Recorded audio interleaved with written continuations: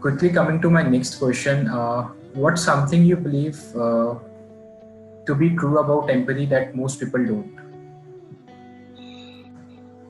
Yeah, boy, you have some tough questions. Yeah, Uh, what I think about empathy is true, but true. People don't. Yeah, what a lot of people don't.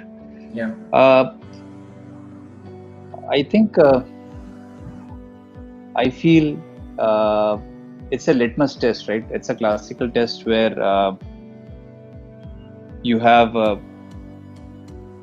people like me, people like you, having those customer conversations where you try to sort of understand their pain points, right? right, right, Uh, we try to be empath. We try to show that we are, the most human-centered design organizations that the humankind has ever produced.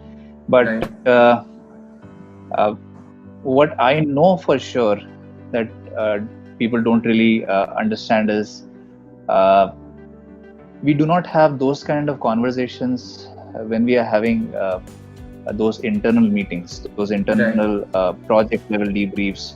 Uh, if we are speaking to our delivery teams after an escalation, we do not want to understand why things went wrong. So why right, being the most important thing in the empathy exercise, we do not get into the whys. right, We begin the blame game. We try and understand how we'll fix it, how to make a person accountable for it, so that this shit doesn't happen again. right, But the empathetic attitude that we had for the customers when we were sort of trying to understand the requirements, mhm, we do not have that we do not have that attitude, I would say, towards our internal stakeholders when we are trying to understand what went wrong.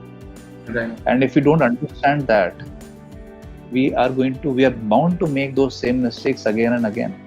mhm, uh, so that's where the two-faced approach comes in, right? Uh, I am So that's where I think the journey from being a skill to a mindset comes in. right, Most of us are at the skill periphery, right? I know that mhm, I have to speak to the customer and uh, I have to sound empathetic, so that's a right, skill. right, But if you're not even thinking about empathy and the conversation flows into why, what happened, and can I do something to improve this?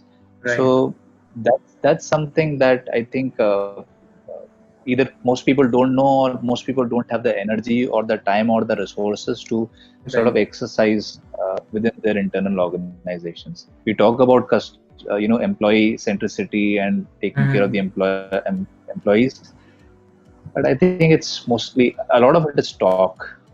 There are not a lot of people who are walking this talk. right. So that's one perspective that I have. Yeah, very true. So just coming to end of our conversation, just a very short answer if you could give, if the viewers who are watching, if they want to know whether they are an empath or not. So how can one know if they are an empath or not? Uh, I think short answer is other people around you will tell you whether you are an empath or not, uh, because and you do not have any way of knowing it.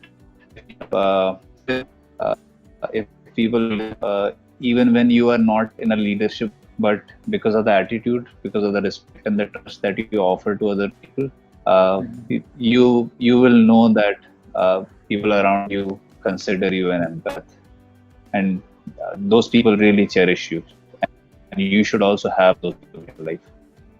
Yeah, That's the short answer, Jasmeet. I could have gone on and on, but you restricted me to a short answer, so that's the short yeah, yeah, answer. We will never know. It's the other people who will tell us, and that's when yeah. we would have done a good job or a bad job of it. Right. Uh, Thank you so much, Pratik. I mean, it was a really pleasure. I know this is a very large topic that we are concluding in very less time. But yes, I mean, we can catch up and we will surely catch up on our follow up on this, because I think we just touched upon a little bit upon empathy, but the deeper aspect of is yet to be talked. So, I mean, waiting for a part two. Thank you so much for being part of this episode on After Office Talks. It was pleasure having you. Thank you so much, Jasmeet. Thank you for having me. Thank you. Take care.